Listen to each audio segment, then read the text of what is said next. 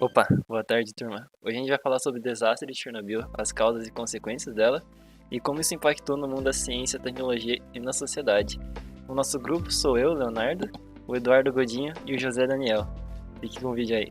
Bom, vamos lá. Eu sou o Eduardo e eu vim falar como funcionava a usina de Chernobyl. Então, o funcionamento dessa usina era muito similar com o funcionamento das usinas na época, né? Onde era composta pelo reator, que seria um local onde armazenados combustíveis físseis, onde através da fissão, a divisão do núcleo, né, desses elementos, como o urânio, por exemplo, é gerado muito calor. E essa energia é utilizada para aquecer e evaporar a água, onde esse vapor move um conjunto de turbinas que são conectadas a um gerador revestido de ímã, gerando assim muita energia.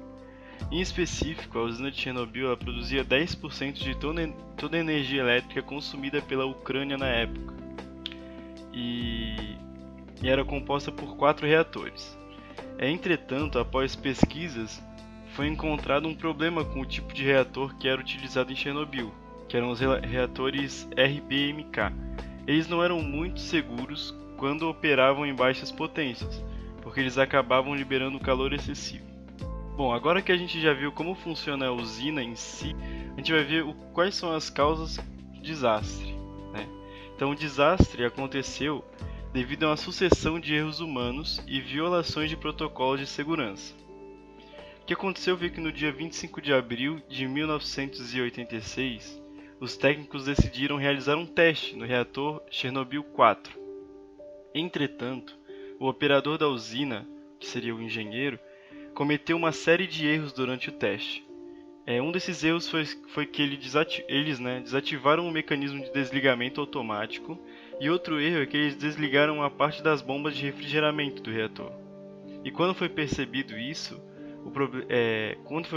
esse problema, a reação já estava numa situação que não tinha mais controle, produzindo energia cerca de 100 vezes a sua potência usual, ou seja, ela produzia 100 vezes do que ela costumava produzir.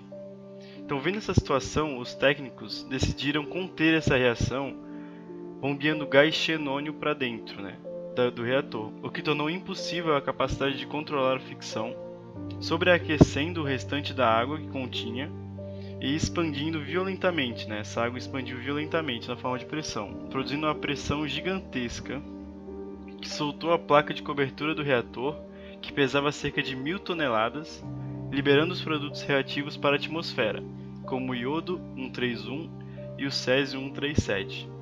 Então, logo após o teto sair, uma segunda explosão aconteceu, gerando um grande incêndio, levando uma enorme nuvem de gases altamente perigosos para a atmosfera. E para piorar mais ainda a situação, a antiga União Soviética ela tentou evitar de todas as formas que outros países descobrissem que o acidente tinha acontecido, que a usina tinha sofrido esse acidente. E então, quando o reator explodiu, contendo a quantidade de radiação equivalente a 500 bombas de Hiroshima, o Partido Comunista da União Soviética controlou várias informações, se recusando a evacuar cidades, inclusive Kiev, a capital da Ucrânia. Além de se recusar, ela demorou muito para evacuar várias cidades também. O governo soviético não queria que as notícias ruins fossem espalhadas tão rapidamente. Por isso cortou as redes de telefonia e os engenheiros e funcionários da usina nuclear foram proibidos de compartilhar informações sobre o que aconteceu com seus amigos e familiares.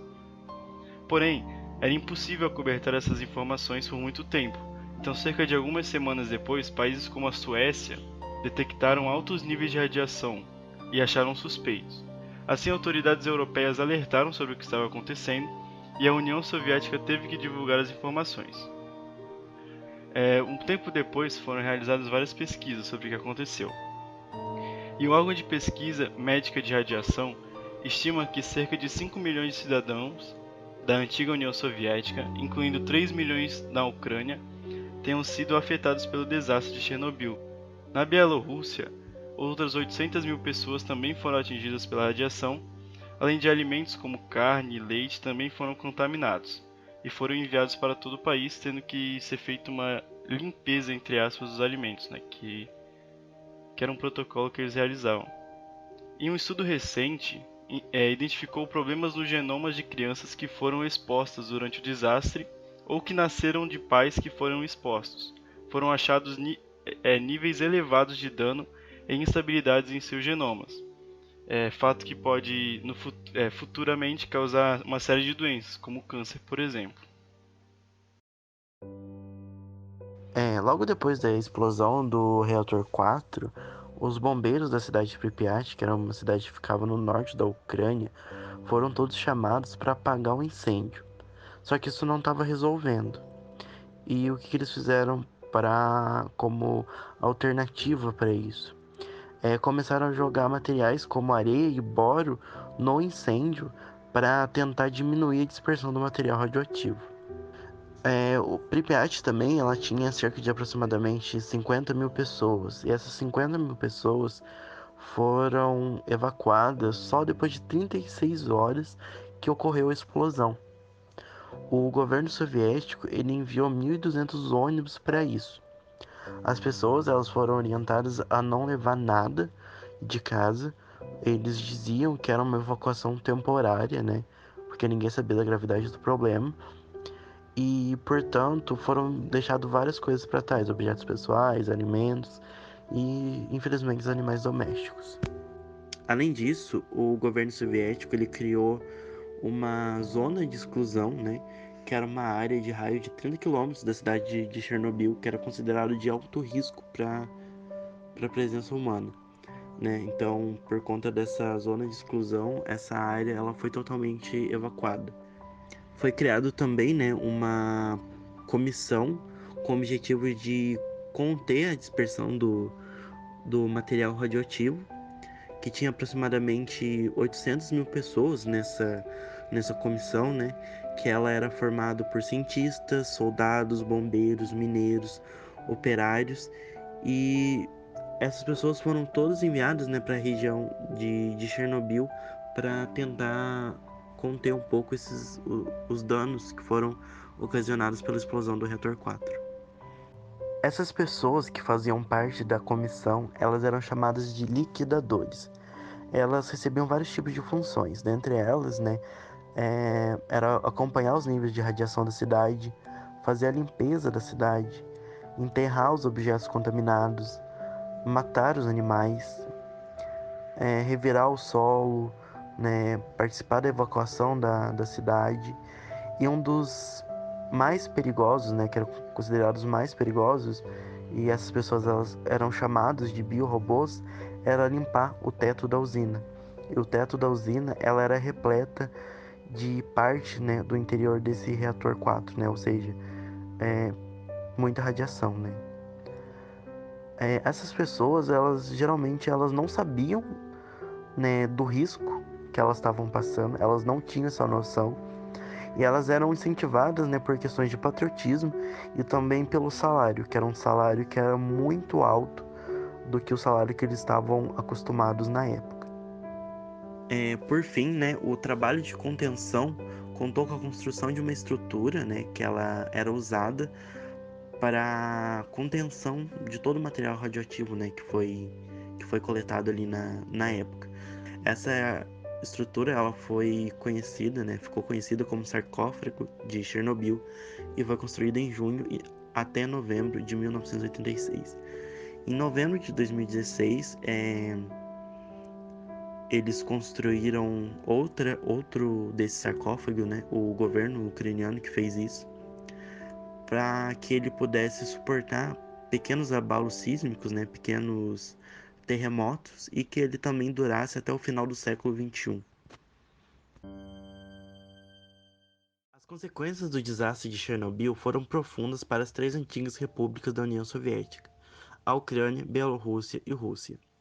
O acidente reforçou as medidas de desarmamento nuclear pelo até então presidente da URSS, Mikhail Gorbachev. Além disso, contribuiu para o fim da União Soviética, pois ela sofreu impactos econômicos fortes e ela também já estava passando por uma crise econômica desde a década de 70, que se agravou na década de 80 com a guerra do Afeganistão e o acidente nuclear. Acredita-se que de 13 a 30% do material radioativo do reator 4 foi parar na atmosfera, e desse material, cerca de 60% se concentrou no território da Bielorrússia, que foi o mais afetado pelo acidente. Ela perdeu cerca de 264 mil hectares de território cultivável, e um quarto da sua floresta foi contaminada. O governo bielorrusso estimou que entre 1986 e 2016, o prejuízo causado pelo acidente foi de 235 bilhões de dólares, e que só seu governo gastou 18 bilhões de dólares com medidas emergenciais causadas pela disseminação da radiação. 5% do território ucraniano foi afetado e 1,5% do território russo. Até 2006, o governo ucraniano gastava cerca de 5% a 7% do orçamento do país com despesas relacionadas a Chernobyl. Já a Bielorrússia, somente em 1991, gastou cerca de 22,3% do orçamento do país com consequências de Chernobyl. Esse número foi reduzido para 6,1% do orçamento anual em 2002. Cientistas afirmam que a região de Chernobyl deve permanecer inabitada por 20 mil anos até que seja novamente segura a presença humana. Porém, existem evidências que afirmam que as pessoas já voltaram a morar na zona de exclusão. A cidade de Pripyat é considerada uma cidade fantasma. Devido à baixa presença humana, houve um aumento considerável de animais na região. Outra consequência foi o aumento de números de pessoas com câncer na população ucraniana e bielorrussa. Cerca de 6 mil crianças foram diagnosticadas com câncer de tireoide até 2005, em decorrência da contaminação pela radiação. Também existem evidências que apontam o aumento de pessoas com leucemia. Novos estudos apontam que a ocorrência de câncer de tireoide em crianças aumentou 40 vezes desde a explosão, e nos adultos 7 vezes, sem contar o impacto psicológico que causou na população. Estudos sugerem que aqueles que passaram pelo acidente de Chernobyl, o índice de ansiedade é maior, e que as consequências psicológicas causadas são semelhantes com aqueles que passaram por acidentes traumáticos, como o bombardeio de Hiroshima e Nagasaki. As pessoas que foram afetadas pelo acidente nuclear hoje recebem um auxílio do governo dos países afetados ou foram aposentados por invalidez. Também recebem tratamento médico especial. Entre as estatísticas levantadas, sabe-se que 2 trabalhadores morreram durante a explosão, 29 morreram dias depois do acidente pela exposição à radiação e outros 18 morreram por doenças causadas pelo contato com a radiação. Entre os estudos disponíveis, não há um consenso entre o número de mortes causados. Os números variam entre 4, 9, 16, 60 e até 90 mil mortes até 2006. A verdade é que nunca se saberá ao certo quantas pessoas morreram. Fugindo um pouco do assunto sobre tragédias em si, eu gostaria de abordar sobre o preconceito sobre a energia nuclear na população mundial. Como visto no vídeo, tragédias nucleares podem trazer problemas de magnitudes enormes e quase irreparáveis. E após as tragédias, não é de surpreender que a energia nuclear é associada a um medo apocalíptico. Mas também a mesma já foi associada à salvação, pois ao olhar de algumas nações com poucas possibilidades energéticas, a energia nuclear é a mais eficiente de menor dano ambiental. Mas voltando ao medo nuclear, de acordo com um artigo da revista Forbes, o motivo pelo qual as pessoas passaram a ver esses acidentes nucleares de forma tão catastrófica foi a maneira como as gestões políticas responderam a eles, os quais instauraram um pânico na população logo após os mesmos tentarem esconder os fatos, como já falado no vídeo. O medo das tecnologias nucleares tem seus pontos positivos e negativos.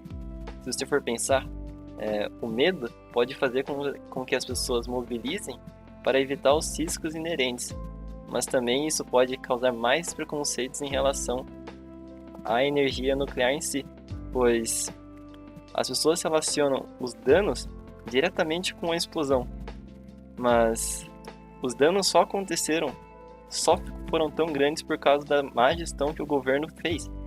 E claro que não dá para negar que a explosão em si, ela vai gerar muitos danos sozinha, mas da mesma maneira como um vírus, ele causa dano na população, uma boa gestão pode diminuir os danos de maneiras absurdas. Tanto que na explosão da usina de Fukushima, o número de vítimas foi quase zero. Não se tem os números exatos, mas comparado com Chernobyl, morreu um monte de gente. Já em Fukushima, o número de pessoas que morreu diretamente por causa do acidente em si quase não se tem. E isso é uma boa comparação entre ambos os desastres,